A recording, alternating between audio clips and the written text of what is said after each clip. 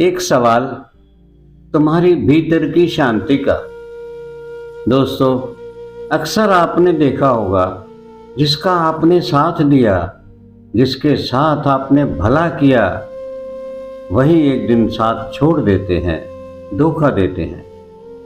कभी कभी किसी के लिए आप बहुत कुछ करते हो, प्रेम से उनका ध्यान भी रखते हो, सेवा करते हो, फिर भी किसी दिन अचानक से वही लोग आपको धोखा दे देते हैं। इस तरह धोखा देने वालों से क्या तुम बदला लोगे या उन्हें जाने दोगे? बहुत ज़रूरी सवाल हर किसी के मन में आता है। इस तरह धोखा देने वालों को क्या तुम बदला लोगे या उसे जाने दोगे? यह सवाल बाहर की दुनिया का नहीं है, यह तुम्हारी भीतर की शांति का सवाल है। इस सवाल का सही जवाब जानना चाहते हो तो वीडियो को अंत तक जरूर देख लेना। भीतर की शांति वाली यात्रा में आप सबका स्वागत है।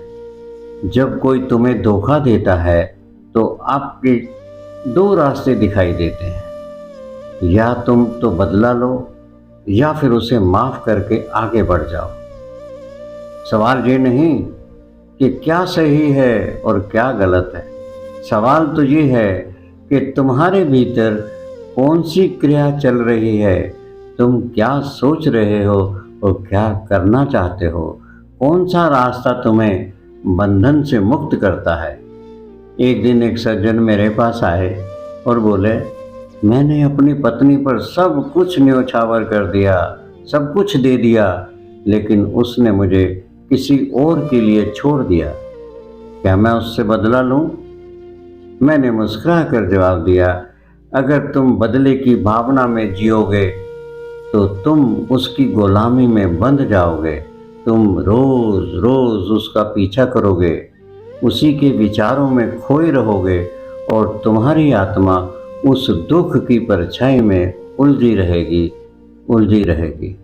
जब तुम बदला लेने निकलते हो तो तुम फिर उसी ऊर्जा में उतर जाते हो जिसने तुम्हें चोट दी थी, जिसने तुम्हें नुकसान दिया।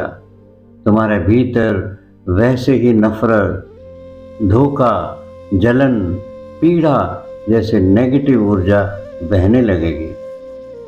असल में अगर कोई तुम्हें धोखा देता है, नोट करना, अगर तुम्हें कोई धोखा देता है तो यह उसके कर्म हैं और उसका फल भी उसे ही मिलना है। और यह फल क्या होगा हमें पता नहीं। यह अच्छा भी हो सकता है, बुरा भी हो सकता है। तुम्हारा काम है केवल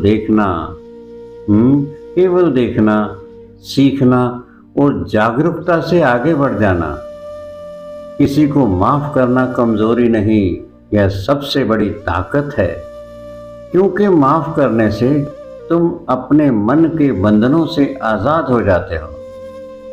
मन निर्मल हो जाता है, मन शांत हो जाता है और आप बहुत सारे नेगेटिव विचारों से बच जाते हो।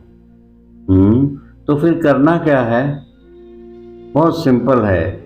जब कोई तुम्हें धोखा दे तो थोड़ी देर बैठो, अपनी आंखें बंद करो, कुछ समय गहरी सांस लीजिए और अपने सांसों पर ध्यान दो और अपने भीतर झांको। अपने भीतर की यात्रा शुरू करो, अपने भीतर के विचारों को देखो और खुद से पूछो,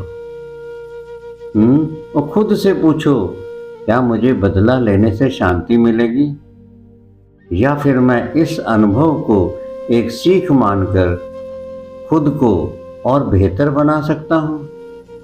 ध्यान से सवालों के जवाब जरूर मिलेंगे और मेरा अनुभव है वही जवाब सही होते हैं, क्योंकि भीतर से जो आता है वही तुम्हारा मार्ग है, वही तुम्हारा रास्ता है, वही तुम्हारा कल्याण है।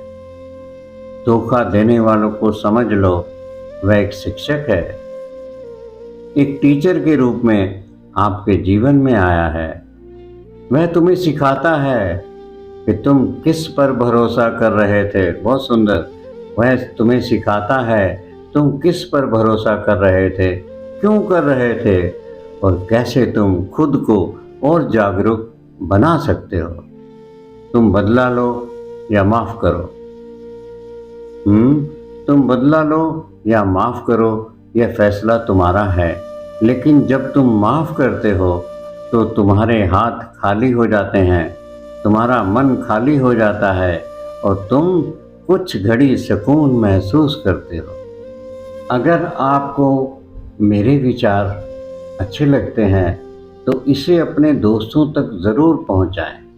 कमेंट्स में लिखिए, क्या आपने कभी किसी को माफ़ किया है जिसने आपको धोखा दिया? मिलते हैं अगली बार एक नई ध्यानपूर्ण यात्रा के साथ। तब तक स्वयं से प्रेम करें, स्वस्थ रहो और भीतर की शांति को पकड़ो, भीतर की शांति को पकड़ो।